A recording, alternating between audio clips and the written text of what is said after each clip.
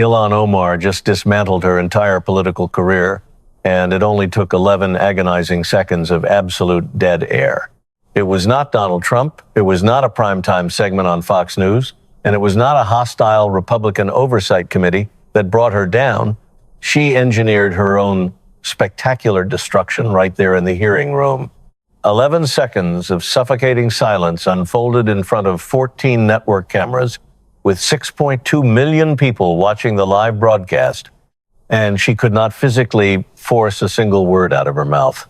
For 7 turbulent years, this is a woman who had practically bulletproofed herself against every federal investigation, every brewing scandal, and every damaging front-page headline. Her survival tactic was impeccably consistent. She would immediately flip the script, turn the interrogator into a bigot, and effectively push the Somali community in front of her as a human shield, repeating the same 4 defensive words: "They are attacking you." It was a flawless psychological strategy that forced everyone to back down every single time, ensuring 7 years without a single visible crack in her armor. But then Senator Tim Scott reached out and activated his microphone, and the political gravity in the room fundamentally shifted. You simply cannot slap the label of racist onto Tim Scott. This is a man whose grandfather picked cotton in the unforgiving fields of South Carolina, whose mother ground out exhausting 16-hour shifts in a factory, and who currently sits as the only black Republican senator in the United States. He sat across from her, armed with a single devastating line of questioning that Omar was entirely unprepared to face. It was not because the question was inherently complex, but because it was delivered by a man whose very presence rendered her impenetrable shield completely useless. The inquiry centered on a staggering $250 million that was systematically stolen from a federal program explicitly designed to feed starving Somali children. These were children residing in her very own district, defrauded under a piece of legislation she had personally authored, and funneled through a local restaurant she had publicly championed on television. It was a restaurant that federal prosecutors now emphatically state never served a single meal to anyone. Senator Scott delivered his questions with a slow, mournful South Carolina cadence, sounding remarkably like a pastor delivering grim news to his congregation. He asked a question that cut straight to the bone. Who actually protects the community from you? That question hung in the stale air, resulting in 11 seconds of paralyzing silence where there were no cries of Islamophobia, no allegations of a racist attack, and absolutely no protective shield to hide behind. For the first time in 7 years, there was just a vast, empty nothingness. Ilhan Omar was not destroyed by an external political force. She destroyed herself by having absolutely no answer to the very question her own community had been desperately waiting to ask for years. The hearing was merely 9 minutes old, and Ilhan Omar completely owned the room, commanding the space with seasoned political theater. She had delivered her opening statement while standing a highly unusual posture for a witness table, deliberately spending 5 emotive minutes recounting her harrowing refugee journey. She spoke of the gunfire in Mogadishu, the agonizing 4 years spent in a Kenyan refugee camp, and arriving in America at just 12 years old without speaking a word of English. She strategically said my community 7 times and invoked the word children 4 times. She explicitly referenced the hardworking Somali mothers of Cedar Riverside, women who worked grueling double shifts and sent money back home, yet still could not afford basic groceries when the public school shut down in 2020. Then she turned her gaze to the panel, employing a practiced, precise tilt of the head, an angle meticulously calculated to communicate both fierce defiance and deep injury simultaneously. She boldly declared that the hearing was not legitimate oversight, but rather a continuation of the same toxic campaign that had sent federal agents to the streets of Minneapolis. She framed it as the same campaign that routinely calls her community fraudsters and labels her neighbors as terrorists. I am here because I was compelled to be here, she stated, adding a warning. But make no mistake, I know what this is. The gallery behind her was packed with fervent supporters, bussed directly in from Cedar Riverside, their hijabs and stand with Ilhan buttons erupting in calculated applause. Up in the press section, a fast-moving producer for Al Jazeera was already aggressively cutting the clip for broadcast.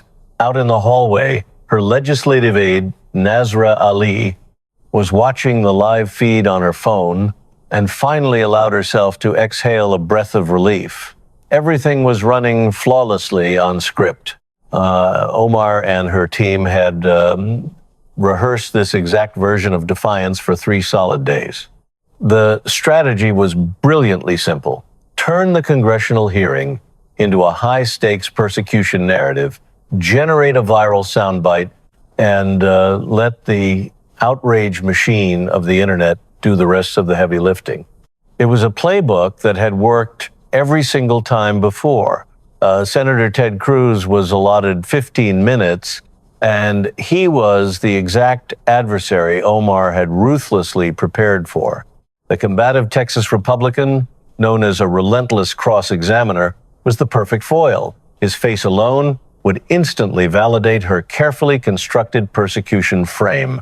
Her massive briefing binder contained 40 dense pages of meticulously crafted counterlines specifically designed for Cruz.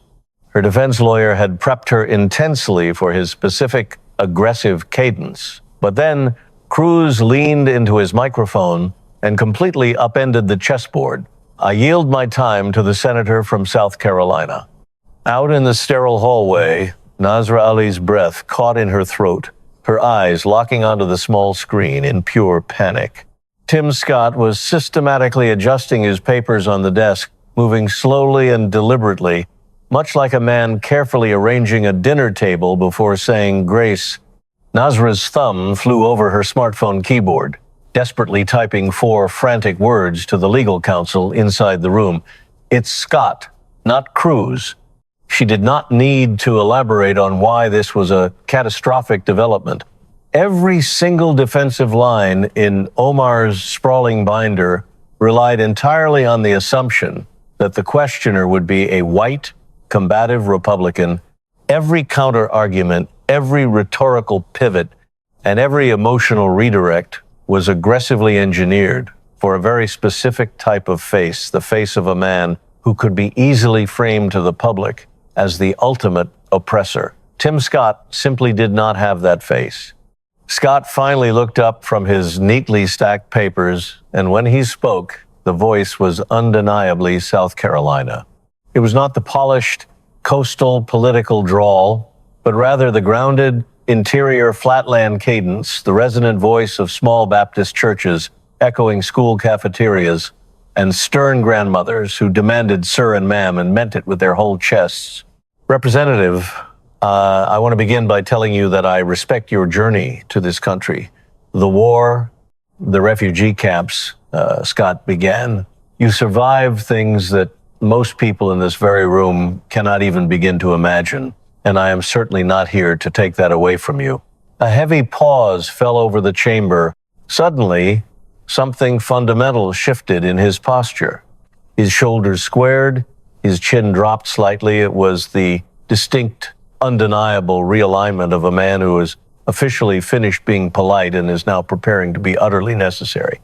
But I am also not here to hear that exact same story for the 500th time, Scott continued, his tone hardening. I am here because $250 million was stolen from a program that was supposedly designed to feed hungry children, Somali children, black children, children living directly in your district. And you, Representative, wrote the very law that opened the door for this to happen. Immediately, Omar's lawyer placed a firm hand on her arm. The sudden gesture was not reassuring. It was highly restraining. It was the panicked, instinctual movement of a legal professional who had just horrifyingly realized that his client was suddenly standing in a courtroom for which she had absolutely zero preparation. Scott did not raise his voice, nor did he lean aggressively forward into the microphone to intimidate her. Instead, It is the precise kind of questioning that simply cannot be deflected with a fiery emotional outburst, because raw emotion holds absolutely zero jurisdiction over the cold, hard text of a statute. The Meals Act, you introduced it in 2020. Scott stated factually, the law significantly expanded eligibility for the USDA Child Nutrition Reimbursement Program to officially include non-school-based organizations. Before your law passed, only school-based entities could legally receive federal meal reimbursements. Under your specific law, any organization that merely registered could claim federal compensation. Is that accurate? Omar confirmed the statement, her voice remaining steady. This was manageable factual terrain for her. Yes, she admitted, the Meals Act expanded access, arguing it was a necessary emergency response because children were going hungry and schools were shut down. Scott pressed instantly. Did you actively include stringent audit requirements in the legislation? Did you mandate verification mechanisms, site inspection mandates? The regulatory framework was administered by the USDA under the Trump administration's own secretary. Before she could finish her deflection, Scott cut through it. Representative, I specifically asked about your legislation, the bill that you personally wrote, the bill with your actual name printed on it. Did it include audit requirements?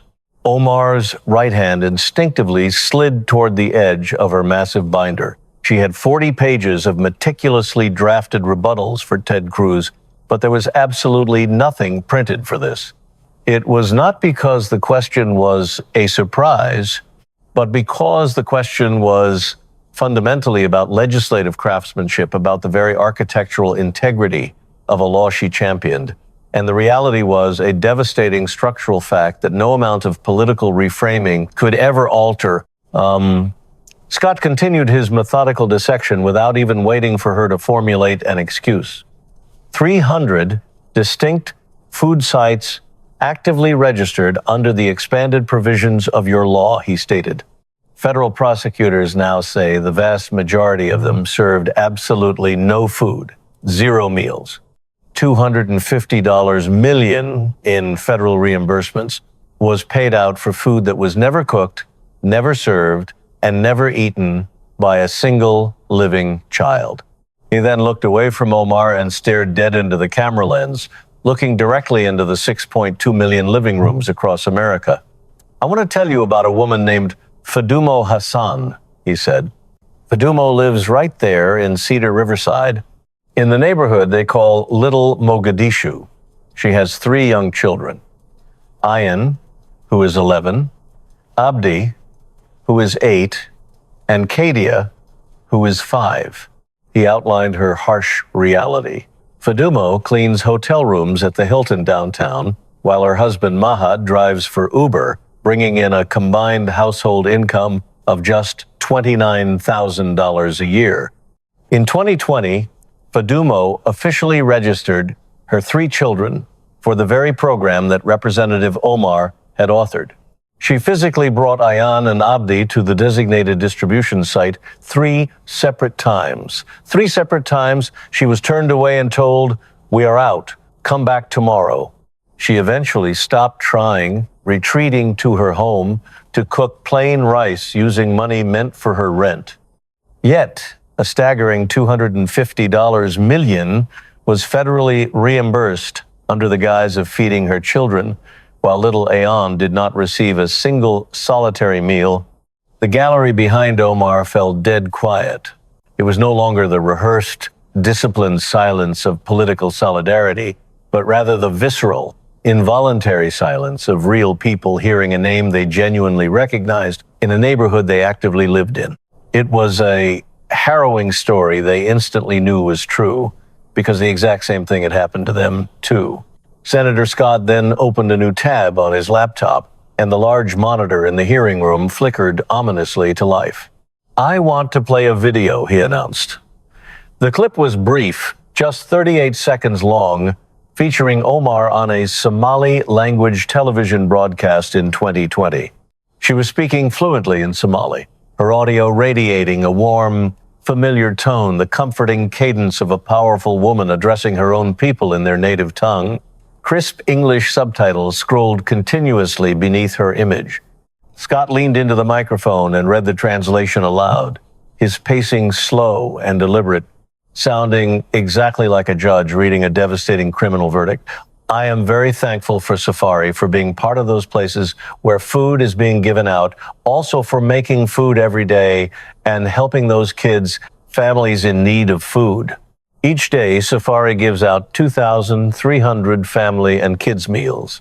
He let the damning translation sit in the air for 3 agonizing seconds, then 4. Then, Scott continued, Safari Restaurant was ultimately exposed as the single largest fraud site in the entire Feeding Our Future network. Its owner was criminally convicted. Co-conspirators were criminally convicted. Federal prosecutors explicitly state that Safari did not serve 2,300 meals a day. Safari served exactly 0. He hammered the facts home. The massive reimbursement money designated for those 2,300 daily meals went directly to luxury vehicles, high-end real estate, and overseas wire transfers. He locked eyes with Omar. You publicly thanked them on television in Somali. To a dedicated Somali audience, you stood there and told your community in their own language that Safari was feeding their hungry children, when the reality is that Safari was feeding absolutely no one. Omar desperately leaned into her microphone, reflexively reaching for the identity shield, the trusted political weapon that had never once failed her in 7 years. Senator, this entire line of questioning is part of a much broader, coordinated campaign by this administration to specifically target the Somali community. She fired back.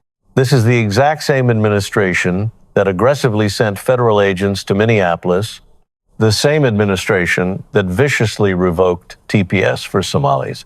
Scott did not even attempt to interrupt her. He sat perfectly still and waited until she had completely finished, exhibiting the calm patience of a man simply waiting for a brief storm of thunder to pass before he begins speaking again. When the room quieted, he delivered the single sentence that 31 million people would feverishly replay over the next 72 hours. Representative Scott said, his voice dropping an octave, $250 million was stolen directly from Somali children. Not from random taxpayers in Iowa, but from starving children living in your very own community. Ayan, Abdi, Khadija, Somali children who did not receive a bite of food. Do not dare sit there and tell me this is an attack on the Somali community.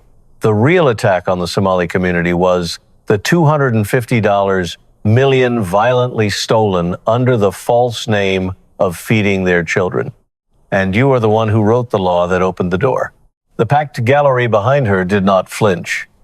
For the very first time since the hearing began, the supporters wearing the bold Stand with Ilhan buttons were frozen still. It was not because the people wearing them had suddenly changed their political allegiance, but because the sentence Scott had just uttered was logically structured in a way that disagreeing with it inherently required disagreeing with the fundamental premise that Somali children actually deserve to eat. And absolutely no one sitting in that gallery, no one wearing those loyal buttons, no one who had ridden the bus all the way from Cedar Riverside could possibly disagree with that undeniable truth. The invisible shield she held did not visibly shatter. It simply became utterly irrelevant, much the way an umbrella becomes entirely useless when the floodwaters are rising rapidly from below. Scott's tone shifted dramatically once again. The pastoral warmth completely receded, violently replaced by the icy, mechanical voice of a man reading a damning financial statement. It was flat, meticulous, and carried the deadly cadence of a forensic accountant who has just discovered a glaring number that does not belong. I want to talk about 3 specific numbers, he announced. Instantly, 3 distinct documents appeared side by side on the hearing room's large monitor. Your 2023 financial disclosure. Your husband's total business assets were listed at $51,000. Your 2024 financial disclosure, officially filed in May 2025, those exact same assets skyrocketed to between $6 million and $30 million.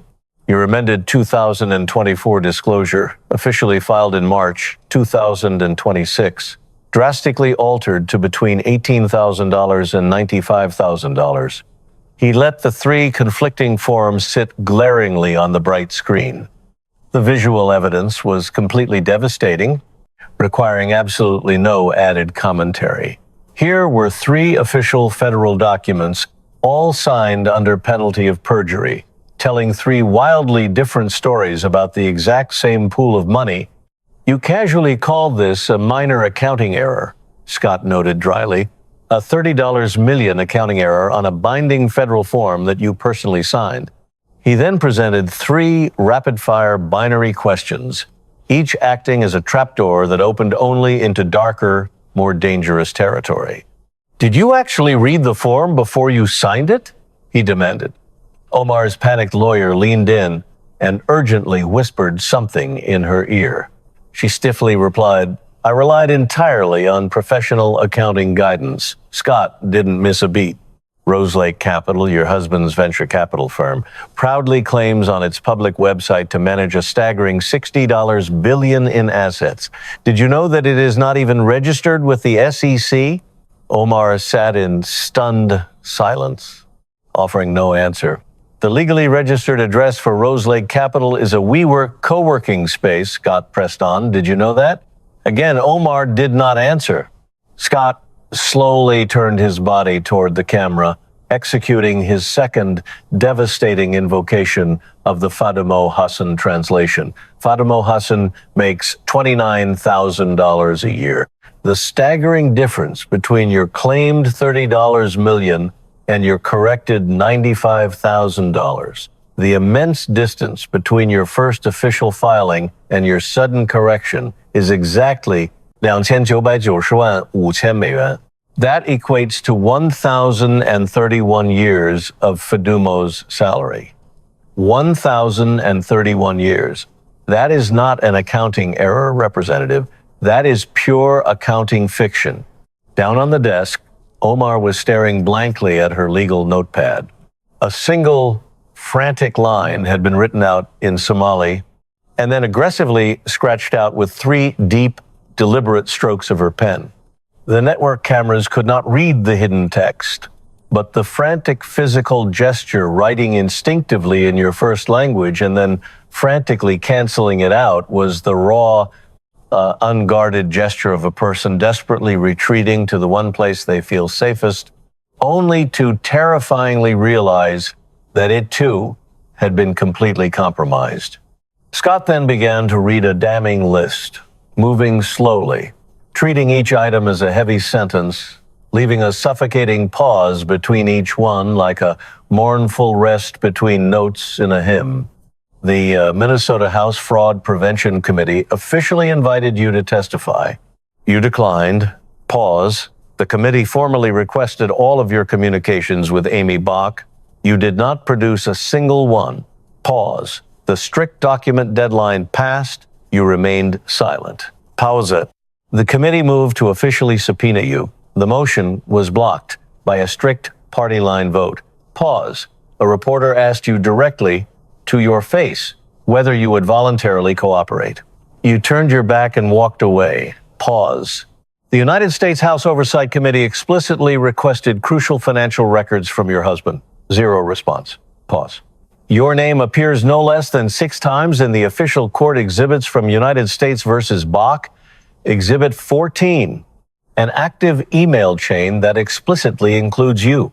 Exhibit 23, direct text messages between you and Bach recovered during the FBI's raid of her personal residence. Exhibit 31, an email sent between Bach and an employee with the subject line, Ilhan's office. That very employee was indicted by a grand jury and subsequently fled the country. He was arrested hiding in Mogadishu just last month. Scott finally set his paper down on the desk and folded his hands together. The quiet gesture was almost prayerful. and perhaps it truly was, because what he delivered next carried the profound, inescapable structure of a sermon's final, crushing turn. Representative, I have served in the Senate for 11 years. I have seen innocent people get accused. Do you know what they do? They come running. They bring boxes of documents. They talk endlessly because innocent people are desperate to clear their names. You did not come when Minnesota politely asked. You brought absolutely nothing when congressional oversight demanded it. You have said absolutely nothing about the 6 damning court exhibits with your name blasted across them. That specific pattern has a name, Representative. Then came the 11 seconds of deafening silence. Omar's mouth opened, then it closed, then it opened again. The agonizing sequence was captured flawlessly from 3 different angles by 3 separate network cameras, broadcast live to 6.2 million people, and a clip that 47 million would watch obsessively in the ensuing week. Out in the hallway, an overwhelmed Nasra Ali took her phone and placed it face down on her knee. On the glowing screen, a frantic text from the campaign's crisis communications firm sat unanswered. Who approved the Safari video? We need the production records now. Inside the room, Omar finally fought back. She fought back because the hardened refugee who had survived the horrors of Mogadishu, the brutal camps, the dangerous ocean crossing, the alien language, and the unforgiving new country simply does not know how to stop fighting. It is the only survival instinct she possesses, and she was absolutely not going to let a sterile hearing room rip it away from her. I have spent my entire life fiercely fighting for my community, she shouted, her voice suddenly cracking. It cracked not with weakness, but with the particular desperate fracture of a person who believes what they are saying so completely that the very act of screaming it under these dire circumstances feels like an open wound. I fled a brutal war. I lost my family. I spent 4 years rotting in a camp where we did not know if we would live to see the next day or die. I came to this country with nothing, absolutely nothing. And I have dedicated every single day of my public life to making sure that marginalized communities exactly like mine, Black, immigrant, Muslim, refugee, are not erased from history, are not forgotten, and are certainly not used as cheap political props in hostile hearing rooms, just like this one. The gallery stirred, a low murmur rippling through the crowd, the distinct sound of loyalists who desperately wanted to applaud, but were no longer entirely certain if the applause would land the same triumphant way it had at the beginning of the hearing. Scott just listened. He did not shift his weight. He did not look down at his notes. He simply waited with the calm, enduring patience of a man who has heard the furious storm roar before and knows that the sky will inevitably spend all its energy. Then Scott spoke quietly, utilizing the voice of a man who was about to say the absolute truest thing he has said all day, a truth he would strongly prefer not to utter, but simply cannot hold back. Representative, I truly believe you love your community. I do not doubt that for a second, he said softly. But here is the devastating reality of what you refuse to see. Every single time someone asks you a legitimate question about $250 million, you forcefully push the Somali community right in front of you and scream that they are attacking us. You use little Ayan and Abdi and Kadia, hungry children who did not receive a single meal, as your personal shield. But a shield does not protect the children, Representative. A shield only protects the person holding it. The room seemed to stop breathing. $250 million was stolen under the explicit guise of feeding Somali children, Scott continued. 89% of those formally indicted by the federal government are Somali. Your community is now forced to carry the heavy, humiliating stigma of a massive national fraud scandal. ICE agents are currently swarming Minneapolis specifically because of this case, and you the very person who loudly claims she protects them, have stubbornly refused to answer a single substantive question. The room did not erupt in outrage. It did something infinitely worse. It recognized. That painful recognition moved swiftly through the gallery, exactly the way raw realization ripples through a church congregation when the pastor finally names the dark sin that everyone silently knew was festering there, but no one had possessed the courage to speak aloud. It was a collective, heavy exhale, a settling into reality, the unique, crushing silence of people who have just heard their own terrifying, unasked question, finally articulated by someone else. You do not protect the community, Representative Scott finalized. You use the community to fiercely protect you. And every single time you cry Islamophobia instead of simply answering a factual question, every time you scream racist instead of producing a requested document, you make it significantly harder for everyone else to actually protect them for real. The committee chairman formally asked if the representative wished to respond. Omar spoke, but the voice that stumbled out was no longer the commanding, fiery voice of the refugee who had historically filled massive arenas from Minneapolis to D.C. It was no longer the resilient voice that had survived the horrors of Mogadishu. It was suddenly the highly cautious, rigidly procedural voice of a panicked lawyer, completely stripped of the powerful, persuasive music that had originally made her famous. I have cooperated fully with every legitimate inquiry, she recited stiffly. She mechanically stated that the Meals Act was signed into law by the president. She added defensively, I reject the entire premise of this line of questioning.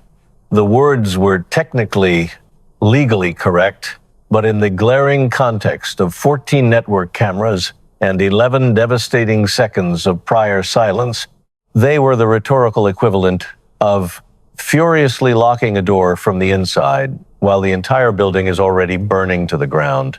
Technically functional, but practically useless. Every single person sitting in that room could clearly hear the agonizing difference between the passionate woman who had just spoken about Somalia with real tears in her voice and the defeated woman now stiffly reading legal language, as if mere words could magically rebuild a political shield that had already been permanently shattered into a million pieces.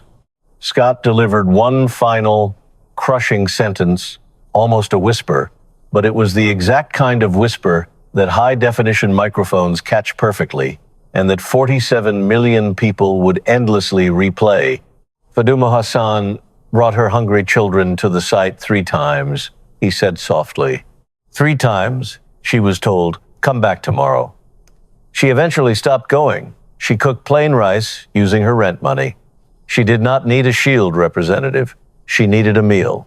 He calmly closed his laptop, meticulously straightened his papers, and placed his pen perfectly parallel to the edge of the desk, the small, ordinary, definitive movements of a man in a Baptist church. Right after the sermon is finished, the offering plate has been passed, and there is absolutely nothing left to say that the closing hymn will not say better. Out in the sterile corridor, Nasra Ali sat paralyzed on a wooden bench, her phone still face down on her lap. She did not dare pick it up. She was completely consumed by thoughts of her own mother, who was also Somali, also living in Cedar Riverside, and also a desperate woman who had officially registered her children for the Feeding Our Future program and received absolutely nothing in return. Nasra had never once asked Omar about it. She had never asked, because asking the question would have explicitly meant stepping out from behind the safety of the shield, and stepping out meant standing exposed in the open. Standing in the open meant confronting the horrifying reality and admitting that the devastating question Scott had just asked, who protects the community from you, was the exact same question she had painfully carried in her own chest for 2 long years, without ever letting it reach her mouth. The fallout was apocalyptic. It was 2 viral clips, 2 undeniable political kills, The first was the Shield clip, featuring the devastating quote, "You use the community to protect you," and the 11 seconds of agonizing silence that immediately preceded it. It racked up a staggering 31 million views in just 72 hours, with the hashtag number #TheShield trending relentlessly for 22 straight hours. The clip was aggressively shared across a massive political spectrum that had literally never agreed on a single issue related to Ilhan Omar. Fox News ran it on an endless, looping rotation, but devastatingly, so did countless social media accounts deeply embedded within the Somali diaspora. They did not add angry commentary. They just posted the raw clip, just the brutal 11 seconds, entirely without captions, because any caption was utterly unnecessary. The second fatal blow was the Safari restaurant clip. It featured Omar's own voice, speaking happily in Somali, enthusiastically thanking a restaurant that federal prosecutors definitively stated never served a single meal, superimposed with the stark English translation and Scott's grim reading of the criminal verdict. It garnered 18 million views, but this clip achieved something the first one could not. It infiltrated and played on an endless loop in exclusive Somali language WhatsApp groups across Minneapolis, spreading like wildfire across the vast diaspora and echoing all the way across the ocean to the streets of Nairobi and Mogadishu. It played relentlessly in the exact language Omar had originally spoken it in. And in that native language, the sting of betrayal sounded profoundly different. It felt closer, significantly more personal. The exact way a brutal lie sounds entirely different when it is spoken directly in your own mother tongue. In just 3 brutal months, Representative Ilhan Omar's once impenetrable political armor didn't just crack, it completely disintegrated from the inside out. Following those fatal 11 seconds of silence, a devastating avalanche of consequences rapidly buried her carefully crafted persecution narrative, leaving her with absolutely nowhere to hide. The fierce loyalty of her hometown newspaper vanished overnight, replaced by stern demands for accountability, while local Somali business leaders, the very community she constantly claimed to protect, publicly pleaded with her to stop using their marginalized identities as a human shield. As her once dominant poll numbers cratered and ruthless primary attack ads blasted across Somali language radio, unsealed federal court documents exposed her own office's active facilitation within the sprawling $250 million fraud network. Down in the freezing streets of Cedar Riverside, disillusioned mothers who had been turned away from food lines finally realized the heartbreaking truth. The legislation written in their children's names was never actually meant to feed them. Now, with the House Ethics Committee swarming and DOJ grand jury subpoenas aggressively targeting her husband's shadowy venture capital firm, her political shield is irreparably shattered. The terrifying reality for Omar isn't whether her career can survive this mounting apocalypse. As the federal indictments pile higher and the FBI inevitably circles her front door, the only explosive question left for our next chapter is who inside her fiercely guarded inner circle is going to flip first.